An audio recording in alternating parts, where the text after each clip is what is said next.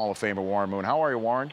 I'm doing great, Rich. How you doing this morning? I'm doing fine. This punt return that nobody really saw coming, and then when it was happening, people didn't see it coming. What was your perspective on it?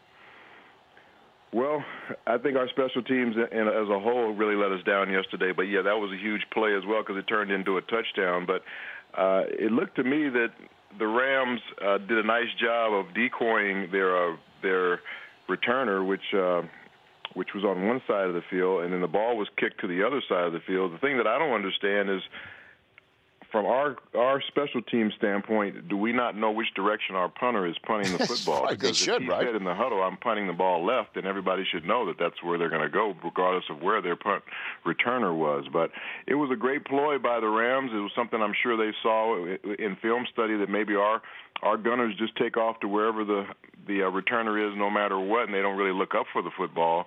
And they got us on that one. And that was a fake punt reception, which you rarely see. And then the actual conventional fake punt took place with mere minutes to go. Just when you thought that Johnny Hekker would be punting the ball back with less than 3 minutes down the Seahawks would get the ball back. That fake punt, they hit him with that. That was one of the gutsiest calls I can remember. What about you, Warren? It definitely was a gutsy call, but it's also a team that's 1-4 at that time, and just struggling to try and find something to get a win. If that somehow isn't communicated, if that somehow isn't executed, all of a sudden now Jeff Fisher is going to be second guessed, right out of town probably if they don't execute that play properly. Anything could have happened. The receiver could have dropped the football, or the punter could have threw a bad pass, but they executed it properly, and they made the play that they needed to make. The Seahawks had a return on that play, that they had a right return, figuring that they were going to get at least a chance to return the football because their punter is such a good punter that they probably wouldn't have had to fair catch it. But if they probably would have had a punt safe on right there, they would have been able to cover that play, but they didn't. So the Rams guessed right in all those different situations, and they ended up winning the football game because of it. What is the mood of the team? You flew back with the team. What was it like? That team is pretty even-keeled, win or lose. It's really hard to get a feel for them. I talked to Russell Wilson for a while on the plane, and we went over, some things that he did good and some things that he thought he could do better, and he felt like the team is going in the right direction with the Percy Harvin move being made now, and he's always optimistic, so it's really hard to get a judge of what it was from him. There's no question this team is disappointed. They don't feel like they're playing as well as they need to be playing.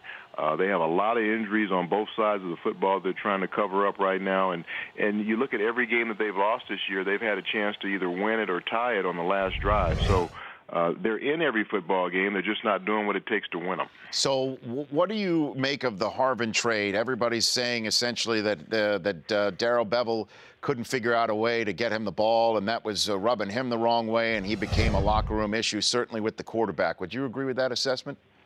It was a lot of that, Rich. We knew when Percy Harvin came in here, he had some personal problems and some personality problems. He had those same problems at Minnesota, but they felt like with the locker room that they had built here and the environment that they built here, that he'd be able to come in here and they could welcome him and make him feel a lot more comfortable and at ease than what he was in Minnesota. But it just didn't seem to play out that way over the course of this last year and a half, and there was a lot of personality conflicts in the locker room, because one thing Pete likes on this team, he likes guys that play with an edge. He likes guys that have a chip on their shoulder, guys like Richard Sherman, guys like Cam Chancellor, guys who were low-round draft picks that felt like, they were overlooked and they have something to prove. A Doug Baldwin, who's an undrafted free agent.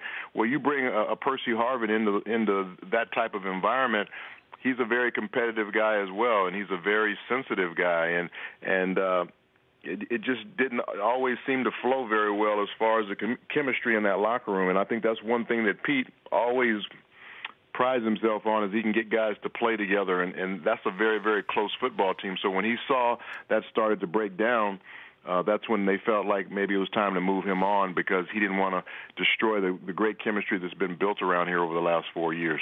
I got 90 seconds left with you. I want to try and hit two questions with you. First one, are you concerned about the Seahawks? You concerned? I'm really not.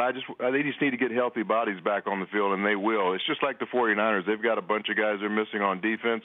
I think when those guys get back in the next couple of weeks, you'll see a much more improved team. I think you'll see the same thing with the Seahawks once they get their healthy bodies back. And lastly, the number 510 that Peyton has now hit in terms of career touchdowns. He's going to be in the bust gallery with you one day. What do you think about when you hear that number 510, Warren? Well, he's one of the quarterbacks that I would continually pay to watch play because of the way he plays the game, and he's probably going to throw another, who knows, 80 or 90 touchdown passes before he's done. The way he's playing right now and the talent that he has around him, just a great competitor, a great preparer, a great worker.